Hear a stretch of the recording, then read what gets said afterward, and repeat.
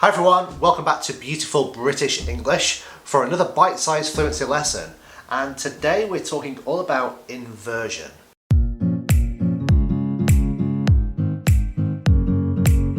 So today's class is all about inversion, but what exactly is inversion, first of all? So inversion comes from the verb to invert, and the verb to invert means to change the order of something. Yeah, so instead of it being in this order, we change the order of something. So that's what inversion means. It means to change the order of something. Now, inversion in the English language is relating to the order of the subject and the verb. You're all very familiar with how we use subjects and verbs in sentences. Subject, verb, object. But with inversion, we actually change the order of the subject and the verb, so the verb is first, followed by the subject. Now, the reason inversion is important in the English language is because it's a very natural, very fluent way to express yourself when you want to add extra emphasis to something that you want to say, when you want to demonstrate surprise, for example. And you will find that native English speakers use inversion very, very effectively in these circumstances. Yeah? Now, you guys are familiar with inversion already because we also use inversion in questions. Yeah? Let's take a quick look. So, here is a statement, first of all. I am from the UK. You'll notice we have the subject and the verb. I am from the UK. So we have the subject followed by the verb in the correct grammatical way. But in a question, are you from the UK? Okay, the verb and the subject are inverted. Yeah? So we use this very commonly, and you should be very aware of this method of inverting the verbs and the subjects to ask questions. Right, but that's just asking questions. What I want to do in this class and today is show you some really interesting ways that you can use inversion to express yourself in, let's say more interesting ways. And this is a really powerful technique that you can use in your IELTS exams, your Cambridge exams. You can use inversion in your writing as well, but it's a very natural thing to use when you're speaking to add more emphasis to what you want to say. Yeah. So let's take a look at some really cool ways to use inversion to increase your fluency. So the first thing I want to talk to you about is conditionals. And this rule or this method will work with the first, the second and the third condition. Okay. Now, if you guys have watched any of my previous videos, particularly talking about conditions, you'll know I believe that conditionals are really, really important ways to demonstrate your fluency and your grammar skills in your IELTS, TOEFL, Cambridge exams. Yeah? But if you're going to use lots of conditions, you also want to demonstrate that you can use them differently. And inversion is a great way. Yeah? So let's just take a quick look. Here we have a first condition sentence. If I win the lottery, I will buy a Ferrari. It's my dream. One day, hopefully, I will win the lottery and I'll be able to afford a Ferrari. Right now, no. But simply, then we have the same conditional sentence. The grammar is exactly the same. This is a perfect first condition. It's just inverted. I will buy a Ferrari if I win the lottery. Yeah. So all you've done here is you have split your condition. If I win the lottery, I will buy a Ferrari, and you've inverted, okay, the way you are presenting the information. Now, I would say to you guys that the more natural way to speak a condition will be this way. Use inverted. I'll buy a Ferrari if I win the lottery.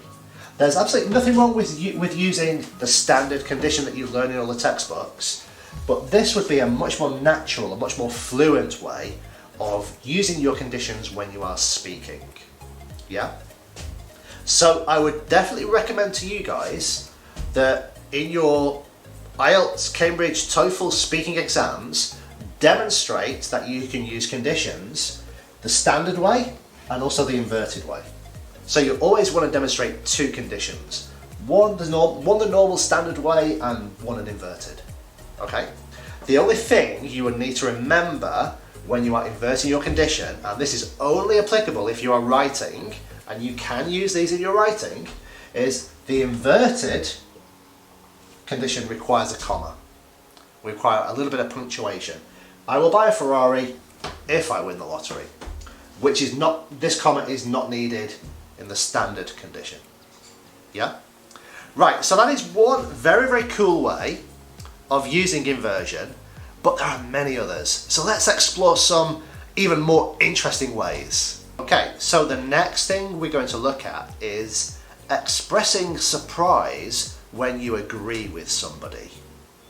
Yeah, we're going to express surprise that we agree with somebody else. Before I show you the examples though, let's just look at some standard ways of agreeing with somebody. So imagine somebody says to you, I like chocolate. You might say, I like chocolate too. Or you might say, well, I do too. And these are all perfectly valid ways of showing that you agree or expressing agreement. But you perhaps might want to add more emphasis to your statement, to your agreement. You might want to make it more personable, more memorable. Okay? So what we can do when we want to agree with somebody is we can use inversion with our auxiliary verbs and with our modal verbs to create phrases like, so do I, so could I, so would I, so have I. So for example, I like chocolate, oh, so do I. Yeah? I could go to the shop to buy some chocolate, oh, so could I. Yeah? I would like some chocolate. Ooh, so would I. I've got some chocolate. Yay, so have I. Okay, so these ways of expressing agreement using inverted phrases is so much more natural than I do too. Yeah. But only when you want to really express, I don't know, the happiness of the situation. Yeah. So think of using these phrases, these inverted phrases with your auxiliaries and your modals to really add more emphasis, more oomph to your answer. Yeah? Making your answer much more memorable by expressing agreement with an inverted phrase. We also use inversion in negative sentences when we want to add that emphasis, that surprise, that shock. Yeah? So let's take a look at some examples of negatives where we're using inversion. And I think the first phrase, not only, but also, I think you guys will probably have heard not only but also used quite regularly. I'm sure it's going to be in a lot of the grammar books and the vocabulary books that you're working at. But when we use not only but also, we have to use inversion. Not only did he crash the car, did and he, it's inverted. He did crash the car. Yeah? Under no. So again, it's a negative sentence. So under no, and then circumstances is a word that means situations. Should he. So here we have a modal that is inverted. Yeah, the verb and the subject. He should be more careful. Under no circumstances should he be, driving a car. Yeah? And nor. Nor is the opposite of or. So the opposite of nor is or. So or is the positive, nor is the negative form. Nor do we. Again, so you can see here we've got the verb and the subject inverted. Yeah. So these kinds of phrases help you to really sound much more fluent and much more natural when you want to add that extra oomph to what you're saying. Yeah. Let me give you some very specific examples in some sentences. So let's take a look at a very specific example of where we're using this inversion to create this extra emphasis. This creates much more emotion in our sentence. So our standard sentence, he did not thank me for helping him. He did not thank me for helping him. Yeah, it's a standard sentence, perfectly grammatically correct. But if we invert it and we add one of our phrases, one of our negative phrases that allows us to invert correctly, okay, not once did he thank me for helping him. Yeah, so this sentence here with the inverted subject and verb, yeah, is just so much more natural when you're speaking. It has a very sort of fluent feel towards it. Yeah, there's nothing wrong with it. He did not thank me for helping him, but this is just so much better. Yeah, the inverted sentence is just so much better.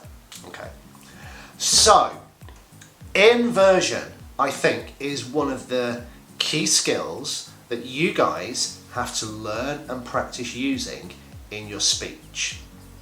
Inversion allows you to add emotions to what you're saying. Those emotions are surprise, shock, something that happens suddenly. Oh, yeah, that's the kind of emotion that you want to be able to use in your speech.